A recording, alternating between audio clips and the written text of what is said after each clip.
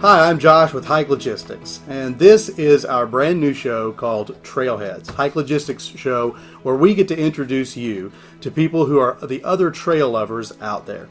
And today I am pleased and honored to be able to introduce to you today's first trailhead. And our first trailhead is Melanie Radzicki McManus.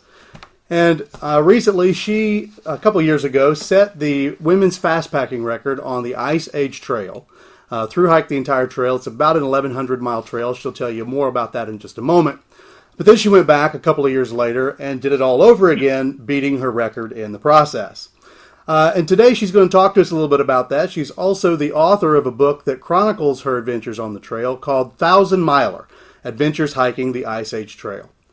Now, Melanie, when I first picked up your book and started reading about the Ice Age Trail, candidly, it was not something I was very familiar with. And I anticipate that a lot of our viewers and a lot of other hikers are, like me, not particularly familiar with the Ice Age Trail. Right. So for starters, just introduce us to the trail. Tell us a little bit about what it's like. Okay, like many people, I was not familiar with the Ice Age Trail, even though it was in my own state, and I'm a travel writer. But luckily, more and more people are getting to know the Ice Age Trail as hiking is booming in popularity in the U.S. So the Ice Age Trail is one of 11 national scenic trails. Of those 11, it's one of only 3 that lie entirely within one state, in this case, Wisconsin. And it's set up to trace what's called the terminal moraine of the last glaciation. So the last time there was ice on Earth, some 10 to 14,000 years ago, the last push of that ice sheet before it melted away, the farthest it got in North America was into Wisconsin. So the trail traces the edge of the terminal moraine, so you can see a lot of glacial features along the way. And Wisconsin, by the way, is considered to have some of the finest glacial remains in the entire world. So we have a lot of them in our state, and the ones that we have are, for the most part, in very good condition. So people who study the glacier from around the world often come to Wisconsin to see our glacial remains. So the trail really showcases and celebrates that. Oh, that's great. What was the trail like itself? So you've told us a little bit about sort of the trail idea or what it traces, but what kinds of things do you see on the Ice Age Trail? Well, what I really like about the Ice Age Trail is that it showcases a lot of different landscapes in Wisconsin. So, for example, you go through typical hardwood forests, which you might expect on a lot of trails, and you go through some pine forests, but you also go through some prairie land, you go through some farmland, you go 2 miles right along Lake Michigan, which was formed, the Great Lakes were all formed by the glacier. And so you get a lot of diversity in our trail that you don't necessarily get in some other hiking trails. So you learn about the Ice Age Trail. You weren't familiar with it. What made you want to go and hike it? And what made you want to go and hike the whole thing? Oh my goodness, it's kind of a layered question, but I've been interested in hiking my entire life, I would say, but on a very minor recreational scale. And in 2009, I was introduced to the Camino de Santiago in Spain, which is a pilgrimage trail.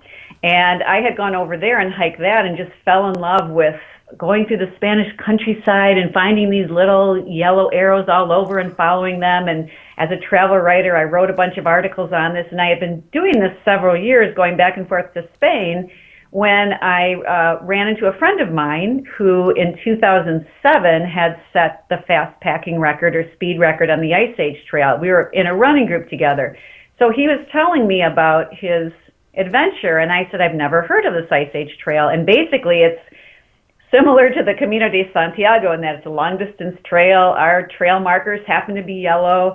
And I just couldn't believe that here I'd been going to Spain for several years, and we had this trail that was twice as long in my own state, in my very own backyard. And so right then and there, I thought, well, I want to hike this. I must hike this. So that's what got me started. And then once I did the trail, I'm just hooked. I'm totally hooked. Right. So what did you like most about the trail then? Well, there's so many things to like about it, but what I liked about the whole experience was just that getting away and being in nature so long. You hear a lot nowadays about the benefits physically, mentally, and I can attest all of that is true. I sit for work at a keyboard all day, and I like to play piano, so then my hobby is also sitting at a different kind of keyboard. I'm kind of always in that hunched position. My shoulders always hurt. I don't have the greatest lower back. I didn't even know if I could do this hike. And guess what? When I was out there, even though I had a pack on my back, my shoulders didn't hurt at all in the same way. My back didn't hurt. So physically, I actually felt much better. You know, they talk nowadays about how bad sitting is all day.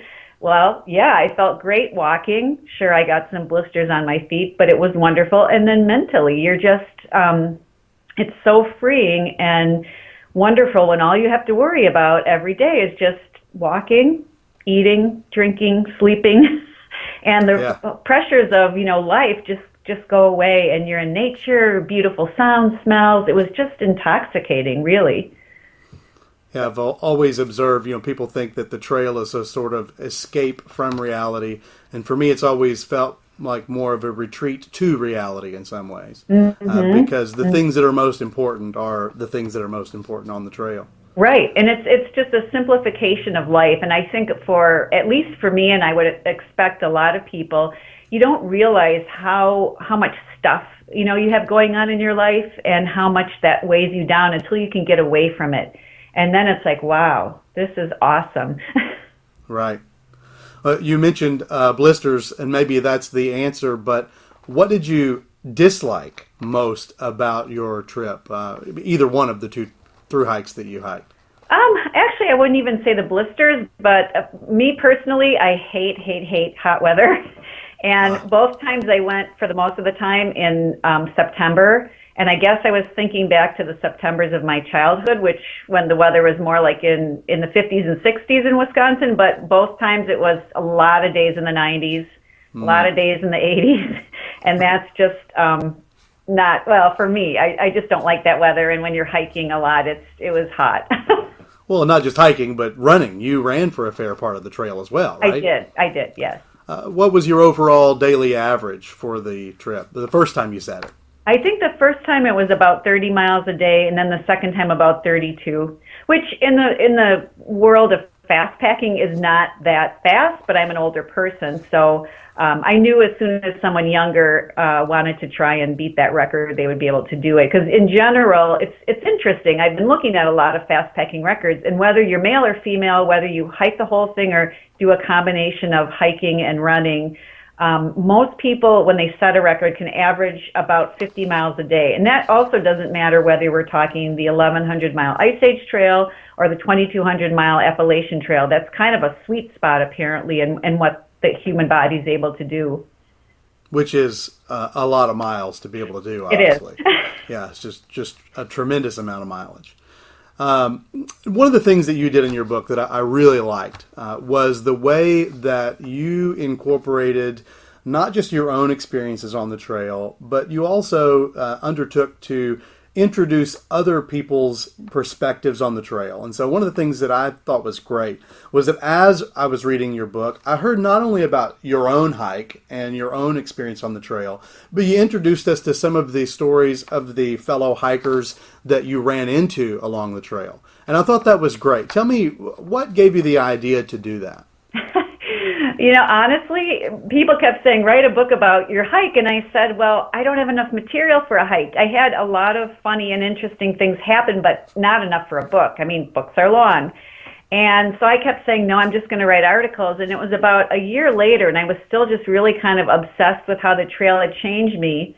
And I had run into 5 other thru hikers, and I had taken their contact information because I was writing various travel articles. And so I had interviewed them all, and I knew their stories. And one day I just woke up and thought, they all had different ways of hiking the trail. They all had different experiences on the trail. They had different reasons for hiking the trail. And I thought that actually what I would want to do is show people that there's a lot of different ways to hike any trail. There's a lot of different reasons for doing it. There's not one right way or wrong way. So that's why I thought, it'll be a very interesting book if I don't just talk about what happened to me, but I talk about other people's experiences, which led me to also think, my friend Jason, who set the first fastpacking record, I can pull in his story and I can find the first person who thru-hiked the Ice Age Trail, which was back in 1979. I can get his story in there. And so it just became a multi-layered approach, and I think gives you a richer feeling for what the trail is all about. Yeah, like I said, it was one of the things that I found to be unusual. There are many hiking books out there. It's a sort of a burgeoning genre right now, but I haven't seen anyone do that, or at least not to that level. And I thought it was brilliant because you were able to take us not just along on your own hike, but also along on the hikes of the others. And as you say, people have different reasons for hiking the trail, and they have different motivations, different goals as they hike the trail. And right. You were able to bring all of that to the story and knit it all together in one story. And it was very well done. Well, I really enjoyed that. Now, so you've done the trail. You did the trail the first time. You set the women's FKT. Then you went back and did it again. What's next? Well, I've now announced my goal to the world because, they say just say things out loud to make sure you follow through. So I'm telling everyone I want to hike all 11 National Scenic Trails. And if I was probably smart, since I'm in my 50s, I would be tackling all the hardest ones first, and I'm not. So to date, I have done the Florida Trail, which is also about 1,200 miles, and I've done the New England Trail, which is the shortest at 215 miles. I've started section hiking the North Country Trail, which is the longest at 4,600 miles. Mm-hmm. And in this March, I'm going to hike the Arizona Trail, which is about 800 miles. So I'm plugging away, and I'm trying to just keep spreading the word about how wonderful these trails are and what a great resource we have, they are for us in the United States, because a lot of people might have heard about, or probably have heard about, the Appalachian Trail and the Pacific Crest, but a lot of people don't know there are 9 other hiking trails out there all over the U.S. that are pretty awesome too. Right. So, you're talking about doing these other hikes, and you've mentioned your age a couple of times. It's always dangerous to talk to a woman, perhaps, about their age, but you've been candid about that, not only today, but also in your book. And do you feel like that has made achieving these goals harder? Do you feel like it has added a certain sweetness to it? What's your perspective on that? Oh, that's an interesting question. I haven't thought about it in those terms. You can't do your life over, and even if I could go back and knew about these trails when I was younger, I am the mother to 3 children. They were born pretty quickly in a row. There's no way, even if I had known about these trails in my 20s or 30s, that I could have been hiking them anyway. But what I like right now at this point in time, and it just coincidentally happened this way, that I am becoming this big hiker in my 50s and as an older woman, is just that there's a real movement out there right now. I think women in general, and especially older women, are realizing, hey, I can do a lot of things too, and I shouldn't let myself or what I perceive as outside expectations define that. And so I'm really hoping to show people, especially women, especially older women, but really anyone, that you can do this. In most of my hikes so far, I have not camped, partly because I'm still employed, and so I work at night in hotel rooms or motel rooms on my laptop. But I've had to start camping because some of these trails you can't get off.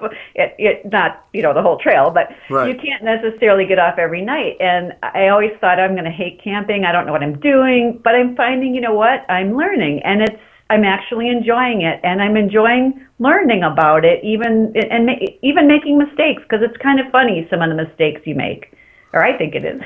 Right. You want to encourage other people to get on the trail too. I think you've mentioned that just a moment ago, right. And just kind of encouraging people. Tell me how you intend to do that. Well, I'm hoping, of course, people will read my book, they'll see talks like this, and I'm also trying to do more speaking. I've done a lot of my book talks and had some very good responses from people who have said, hey, you've really encouraged me. My favorite maybe was a woman in her 60s with MS who said, I want to become the first woman or first person with MS to hike the Ice Age Trail. So I really think that one of my callings is to try to do more speaking, perhaps at resorts that have weekends for wellness or for women or what have you, just so I can let as many people as possible know that these trails are out there. They're accessible. You don't have to do a through hike to enjoy them. You don't even have to hike any specific length of time. You can hike for several hours and get benefits from it. Of course, you can hike a weekend or a week or more if you want as well. But I think it's very important that everyone, or as many people as possible, know that these trails are out there and just try it. I like to say, too, especially in the case of our Ice Age Trail, that I can find a trail segment to match anyone's abilities and expectations, because a lot of these trails, it's not like you're going to be out in the wilderness. We can find you trails like that, and that appeals to a certain people. But for people who aren't as adventurous, there's a lot of pretty easy trails. There are a lot of trails that kind of go through cities, and it's kind of like maybe wilderness light. You're just dipped in a little bit. So you can really find trails that match, everyone's, again, abilities and what they're looking for. So on these other hikes that you intend to do, are you gunning for any more records? No. I know, I look back and I think, wow, how did I do 30 miles a day? It seems like every year I want to hike fewer and fewer miles a day. No, I think that was just, it just it happened to be that the Ice Age Trail had no women that had tried to set a record. At the time of my first through hike, only 3 women had through hiked the trail before me. So that was kind of an easy thing to do. But no, I think I'll leave that to the younger ladies out there. What about any more books? Do you have any plans for any more books based upon these other trails that you're hiking? I don't know. I don't know. When I go on the Arizona Trail, it will be interesting because I'm going to have 2 friends join me for about a week. One has some hiking experience. One has almost none. My son is going to join me for part of it, and my husband is as well. And there could potentially be some rich stories that come out of that, but I don't know. Sure. I'll have to see what happens. Right. And you said you're doing that in March. March and April. Mm-hmm. And do you have a way that people can follow along? Will you be blogging that or anything like that? Yes, I have a brand new website I just unveiled that I am hoping will attract a lot of hikers. It's called the1000miler.com. No periods or hyphens or anything in the name. And it's my personal website, but it also has all my trail journals on there because I've kept journals for all the trails I've hiked on, and I have a tab already set up for the Arizona Trail. So yes, I would love for people to follow that, or I have a Facebook page called 1000 Miler that also has some information about my book and hike. So yes, please come along for the ride. I would love to have a lot of interaction and people asking questions and things. Great. And you're doing that for approximately how long do you intend to take to hike the Arizona Trail? I think it's going to be about 6 weeks. Very nice. Very nice.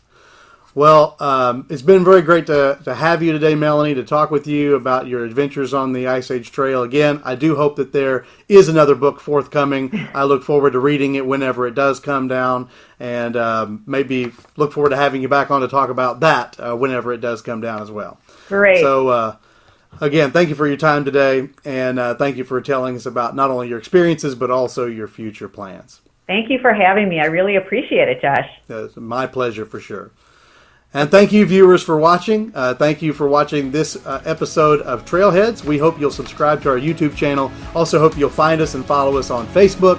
And we look forward to seeing you next time. Until then, we hope you have very happy trails.